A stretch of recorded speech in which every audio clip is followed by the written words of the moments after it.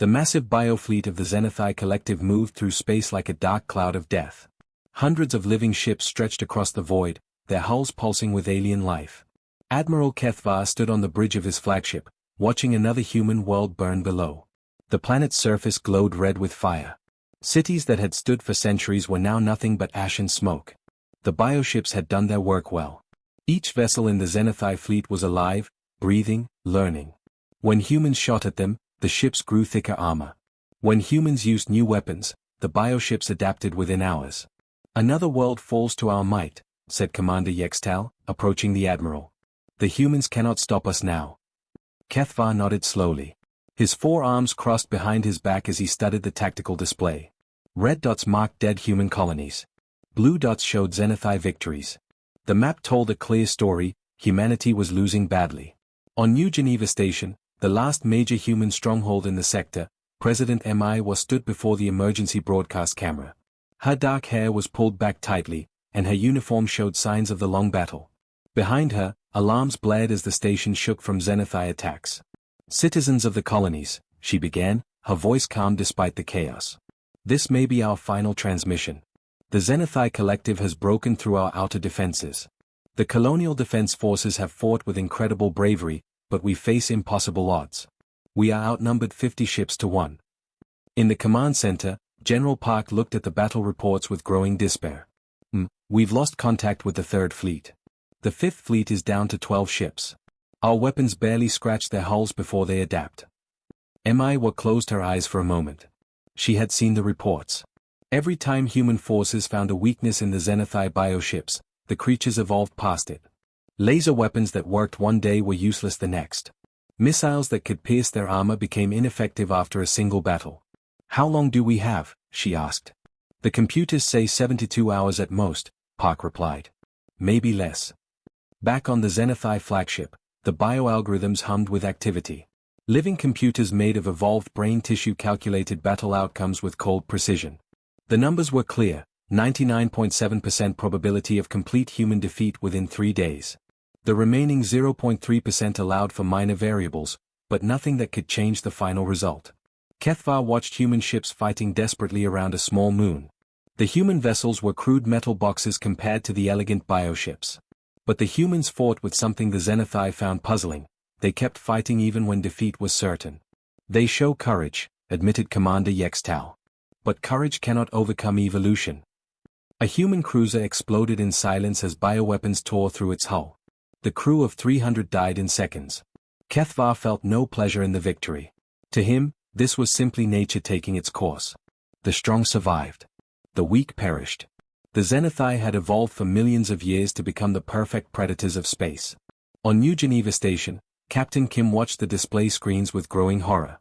Each red light that went out meant a ship full of brave souls was gone forever. His own vessel, the destroyer Taiho, had barely escaped the last battle with half her crew dead. "Sir," called his communications officer. "We're receiving surrender offers from the enemy." Kim spat on the floor. "Tell them where they can put their offers." The Zenithai had sent the same message to every human commander. Surrender now and become slaves. Fight and face total destruction. Most species chose slavery. Humans seemed determined to choose death. President Mi finished her broadcast as another explosion shook the station. "We may fall today, but we will not surrender. We will not kneel. If this is humanity's final hour, then we face it standing tall. Earth must know, we fought to the very end." The transmission cut as power failed across 3 decks. Emergency lights cast red shadows in the corridors where families huddled together, waiting for the end. In space, the Zenithai biofleet formed perfect attack formations. Their ships moved like a school of deadly fish, each one connected to the others through the hive mind. When one ship learned something new, they all learned it instantly. When one found a weakness in human defenses, they all exploited it immediately. Admiral Kethvar reviewed the final attack plans. His forces would strike in waves, each one learning from the last. The humans had no new tricks left to try. Their weapons were known. Their tactics were predictable. Their defeat was mathematically certain. "Begin the final assault," he ordered. The bioships surged forward like a living tide of destruction. Behind them, dead worlds marked their passage. Ahead lay the last flickering light of human resistance in this sector.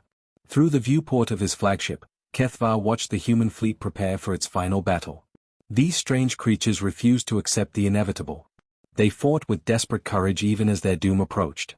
But courage alone could not overcome the laws of evolution. Victory belonged to the Zenithai. It was as certain as gravity itself. At the edge of the solar system, space twisted and bent. Reality folded in on itself for just a moment, then snapped back into place. Where empty void had been seconds before, a single ship now drifted in the darkness.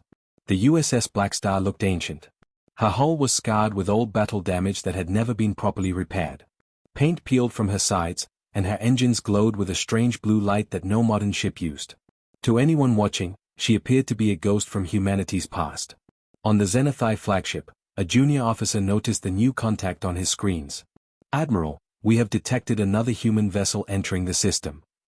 Admiral Kethva barely glanced at the display. The ship was tiny compared to his biofleet. Ancient human technology posed no threat to evolved perfection. Classification: Old Earth military vessel. Pre-war design. Our databases show it was reported lost 20 years ago. The officer paused. "Shall we destroy it?" "Ignore it," Kethva replied with a dismissive wave. "Focus on the real targets." Inside the Blackstar, cryogenic pods hissed open one by one. Captain J. So pushed herself up from her sleeping chamber, her breath forming white clouds in the frigid air. Ice crystals fell from her black hair as she stood on unsteady legs. 20 years of frozen sleep left the body weak, but her mind was sharp and focused. Around her, 11 other pods opened. Her crew emerged like ghosts returning to life. Each face told a story of disgrace, court-martial, or worse. These were not heroes. They were the unwanted, the dangerous, the ones military command preferred to forget. Lieutenant Wu stumbled to his control station, his fingers dancing across panels that most engineers would not recognize. The technology aboard the Blackstar existed in no official records. It violated treaties that kept the peace between species. It used science that most scientists claimed was impossible. "Status report," Jay commanded, her voice still rough from the long sleep. Wu's eyes widened as he read the displays. "Captain, we're in the middle of a war zone. The Zenithai have overrun most of the sector. New Geneva Station is under siege." Jay nodded. She had expected this. The plan had always been to wake up when humanity needed them most. When conventional weapons and tactics had failed. When only the impossible could save them. "Ship status?" she asked. "All systems green," reported Chief Engineer Bo from his station. His hands worked over controls that sparked with unnatural energy. "Quantum disruptors are online. Temporal mines are armed and ready. The gravity well generators are, well, they're working, but I still don't understand how." From the center of the bridge came a soft singing sound. The ship's artificial intelligence hummed to itself as it processed data through pathways that combined human intuition with alien mathematics. The AI was beautiful and terrible, a hybrid creation that had driven 3 previous crews completely insane. "Hello again, Captain," the AI spoke with a voice like music in madness. "I have been dreaming of paradoxes while you slept." Jay had learned not to fear the AI's strangeness. Insanity, she discovered, was just another tool when used correctly. "What's our tactical situation?" The main screen flickered to life, showing the battle raging around New Geneva Station. Hundreds of Zenithai bioships moved like living creatures, their hulls pulsing with alien life. Human ships died by the dozens, their weapons useless against enemies that evolved with each attack. "The probability mathematics are interesting," the AI continued. "The Zenithai calculate a 99.7% chance of victory. But they have not calculated for us. We exist outside their equations." Lieutenant Wu studied his sensor readings with confusion. "Captain, I'm not even sure we exist on their sensors. It's like we're invisible." "We are," Jay replied with a cold smile. "Officially, the Blackstar was destroyed 20 years ago. We don't exist in any database. No one knows about the upgrades, the new weapons, or what we found out there in the dark." Weapons Officer Dan checked his targeting systems. The controls looked nothing like standard military equipment. They hummed with energy that bent space around them. "All weapons show ready. But I have to ask, are we really going to do this? 12 people against an entire fleet." Jay looked at her crew. Failures, outcasts, and criminals, all of them. The military had thrown them away like broken tools. But broken tools, she had learned, sometimes cut deeper than new ones. 20 years ago, we discovered something out there in deep space, she said quietly. We learned that the Zenithai's greatest strength is also their greatest weakness. Their hive mind, their adaptation, their evolution, it all requires one thing. Logic. The AI giggled softly. And logic breaks when faced with impossibility. Jay moved to her command chair, studying the tactical display. The Zenithai bioships moved in perfect formations, each one connected to the others through their shared consciousness. They learned from every human attack, adapted to every weapon, evolved past every strategy. Target the forward scouts, she ordered. Let's see how their adaptation works against paradoxes. The crew worked their impossible controls. Around them, the Blackstar came alive with energies that should not exist. In the darkness of space, the ghost ship prepared to remind the galaxy that humans did not fight fair. The USS Blackstar moved through space like a hunting ghost. Her engines left no trail, her hull reflected no light. To the Zenithai senses, she was barely a whisper in the void. But whispers, Captain J had learned, could sometimes scream the loudest. Beginning attack run, reported Navigation Officer Tai from her station. Her fingers danced over controls that bent space itself. The ship slipped between dimensions for just a moment, appearing behind a group of Zenithai scout ships. Fire, Jay commanded. The quantum disruptors unleashed hell. Beams of pure impossibility struck the bioships, tearing through their living hulls like paper. The Zenithai vessels tried to adapt, their organic armor shifting and changing to block the attack. But the quantum weapons existed in multiple realities at once. There was nothing to adapt to because the weapons were everything and nothing simultaneously. The first bioship exploded in silence. Then the second. Then the third. On the Zenithai flagship, alarms screamed through the corridors. Admiral Kethvar stared at his displays in growing confusion. His scout ships were dying, but the computers could not explain how or why. Report, he demanded. His tactical officer's 4 hands moved frantically over the biocontrols. The small human vessel is using unknown weapons. Our ships cannot adapt to them. The evolutionary algorithms are confused. Impossible, Kethvar said. Our bioships adapt to everything. It is what they were designed to do. Another group of scout ships vanished from his display. The ancient human vessel moved like it knew where his ships would be before they got there. It fired weapons that his computers said could not exist. Aboard the Blackstar, Weapons Officer Bo watched his targeting display with grim satisfaction. 20 years of upgrades had given them tools that violated the laws of physics. The temporal mines were his favorite. They created bubbles of slowed time that trapped enemy ships like insects in amber. Launching temporal mines, he reported. The weapons streaked out from the Blackstar like living things. When they reached the Zenithai formation, reality twisted. Time itself became a weapon. 3 bioships found themselves moving slower and slower until they seemed frozen in space. But time still moved normally around them. Their weapons fired in extreme slow motion while human ships danced around them at normal speed. Admiral Kethvar watched his perfectly coordinated fleet begin to fall apart. The bioships tried to share information through the hive mind, but the data made no sense. How do you adapt to a weapon that exists in 17 dimensions at once? How do you evolve past something that changes the flow of time itself?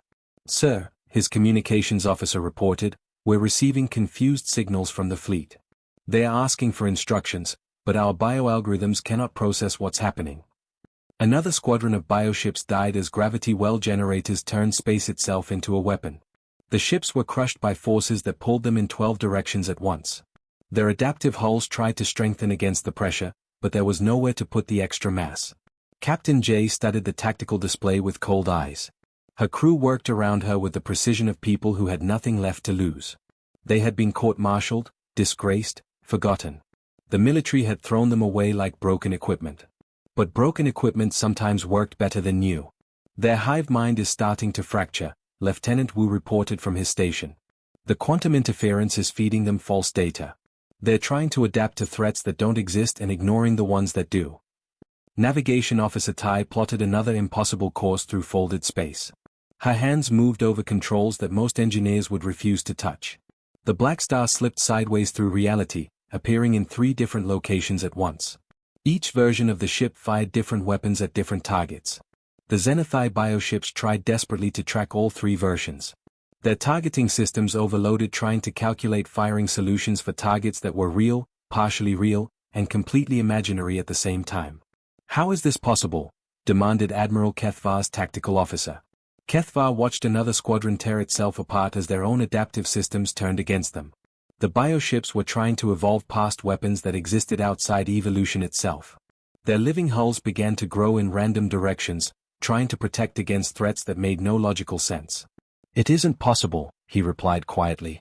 "Yet it happens." On the Blackstar's bridge, the hybrid AI sang softly to itself as it calculated targeting solutions using mathematics that didn't exist. Part human intuition, part alien logic, it found patterns in chaos that organic minds couldn't see. "Captain," reported Chief Engineer Bo, "we're pushing the impossible drives past their safety limits. We might tear ourselves apart." Jay smiled coldly. "Then let's make it count. Target their command ship." Weapons Officer Bo's eyes widened. That's a dreadnought.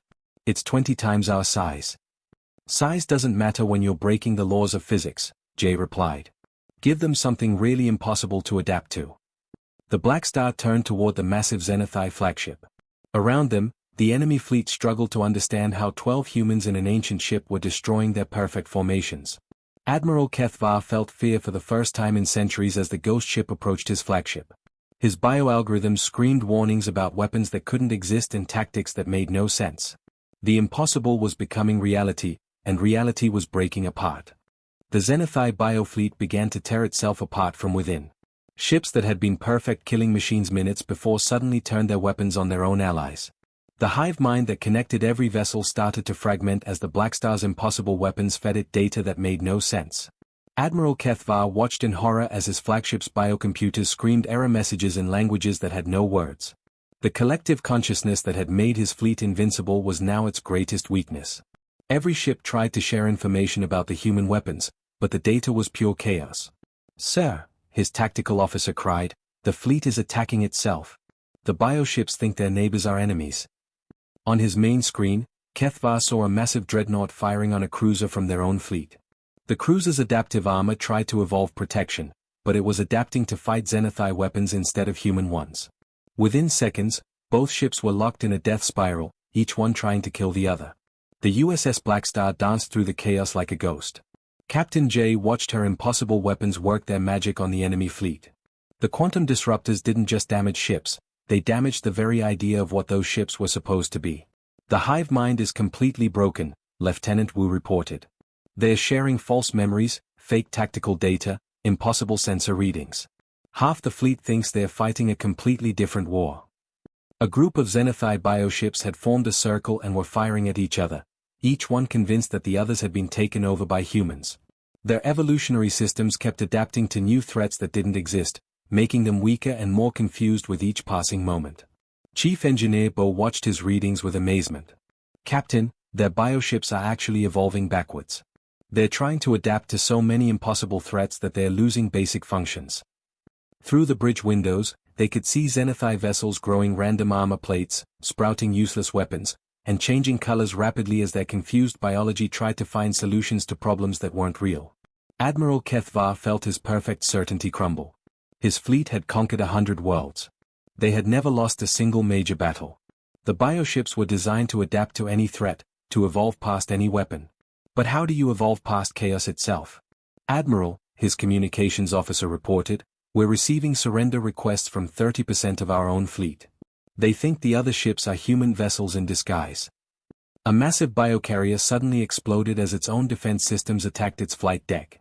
Smaller ships scattered in panic, firing wildly at shadows and ghosts that existed only in their corrupted shared memory. Kethvar's 4 hands trembled as he gave the order he never thought he would speak. "All ships, retreat." Full withdrawal from the system.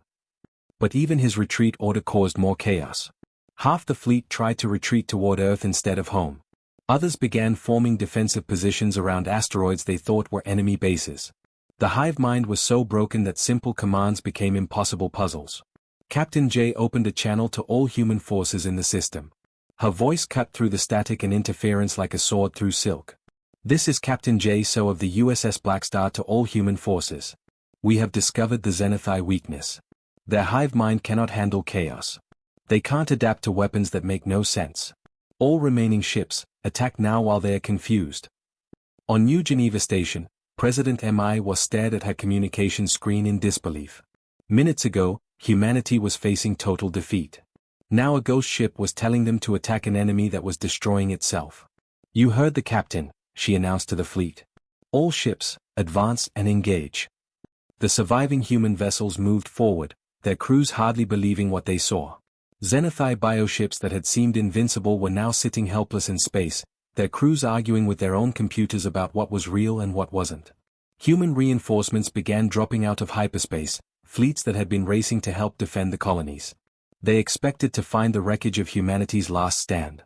Instead, they found Xenothi ships fleeing in complete disorder. Admiral Kethvar's flagship limped away from the battle, its biohull growing random spikes and armor plates as it tried to protect itself from threats that existed only in its damaged memory. Around him, what had been the most powerful fleet in the galaxy scattered like frightened fish. Lieutenant Wu looked up from his console, his face showing pure amazement. "Captain, we did it. We actually did it. 12 people in an old ship just defeated an entire invasion fleet." Captain J watched the Xenothi vessels disappear into hyperspace, leaving behind only wreckage and confusion. Her ghost ship had reminded the galaxy of something important about humanity. "No," she replied quietly, "we just reminded everyone that humans don't fight fair. We never have, and we never will." The impossible had become reality. Humanity had won not through superior force or better technology, but through pure, beautiful chaos. And across the galaxy, other species would learn to fear the day when humans stopped playing by the rules. The USS Blackstar limped through space toward New Geneva Station like a wounded ghost. Her ancient hull was scorched black in dozens of places. Holes in her armor leaked atmosphere into the void. One engine flickered on and off, leaving a trail of blue sparks behind the ship. But she was alive. And she was victorious. On New Geneva Station, thousands of colonists pressed against the observation windows.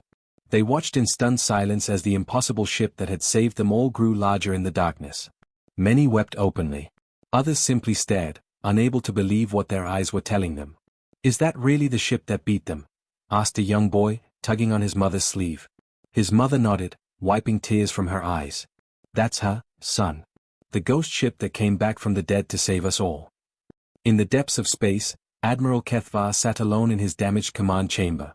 His flagship drifted toward the edge of the system, its biohull still growing random armor plates as it tried to heal from wounds that existed only in its confused memory. He composed his final report to the Xenothi Collective, his 4 hands shaking as he spoke into the recorder. "The human species possesses what I can only call a chaos factor. They succeed through methods that defy all logical prediction. They do not fight as we fight. They do not think as we think." He paused, watching the tactical display show the scattered remains of his once perfect fleet. "We have suffered our first major defeat in 1,000 years. The humans have a saying, when you cannot beat them, they will change the rules of the game itself. Today, they changed all the rules." The transmission ended. Within hours, it would reach the collective's home worlds and force them to question everything they thought they knew about warfare, evolution, and the nature of intelligence itself. On New Geneva Station, President Mi War waited at Docking Bay 7. Her official uniform was wrinkled and stained with sweat from the long battle. Her hands trembled slightly as the ancient ship slowly maneuvered into the dock. The airlock hissed open with a sound like escaping ghosts. Captain So emerged first, followed by her crew of 11. They looked like they had been through hell, which, in many ways, they had. Their uniforms were patched and scorched. Their faces were pale from too long in cryogenic sleep and too much exposure to impossible energies. Mi War rushed forward, tears streaming down her face. "How?" she whispered, her voice breaking. "How did you do it? 12 people against an entire fleet." Jay looked at the president with eyes that had seen too much. "We stopped trying to fight their fight," she replied simply. "Instead, we made them fight ours." Behind her, Lieutenant Wu supported Chief Engineer Bo, who was still weak from exposure to quantum radiation. Weapons Officer Dan carried a bag full of data crystals that contained secrets the military would study for decades.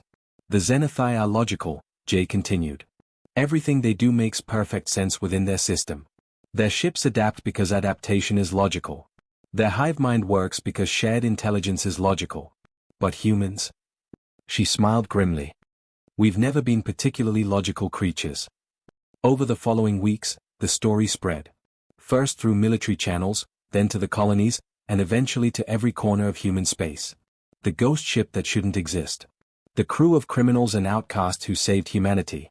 The impossible weapons that broke the laws of physics and the enemy's understanding of reality. In secret ceremonies held in underground military bunkers, each member of the Blackstar crew received full pardons for their past crimes. They were given medals that would never be seen in public and promotions that would never appear in official records. But the rumors spread beyond human space. On alien trading stations and neutral worlds, whispered stories told of the human ghost ship that appeared when all seemed lost. Some species began to reconsider their plans to test humanity's defenses. Others started treating human diplomats with newfound respect. The USS Blackstar was quietly recommissioned with a new crew and sent on missions that officially didn't exist. Her original crew was offered new assignments, but most chose to stay together. They had become something unique in the galaxy, proof that sometimes the broken and discarded could become the most dangerous weapons of all. Captain J stood on the bridge of the restored Blackstar, looking out at the stars through the repaired viewport. Behind her, the hybrid AI hummed softly to itself, dreaming of new paradoxes and impossible solutions. "Where to now, Captain?" asked Lieutenant Wu from his station. Jay smiled. Reports had come in of other threats, other enemies who thought they understood how humans fought. The Korthak Empire was massing fleets near the outer colonies. The Silicon Brotherhood had been testing human defenses with probe attacks. "Wherever they need us most," she replied. "This battle is won, but the war for humanity's survival is just beginning." She looked back at her crew, her family of misfits and outcasts. "Besides, I think it's time the galaxy learned something new about humans. When they push us to the edge, we don't just push back. We break all the rules," Wu finished with a grin. In the darkness of space, the ghost ship turned toward the unknown, ready to remind the galaxy once again that humans had never been fair fighters. And they never would be.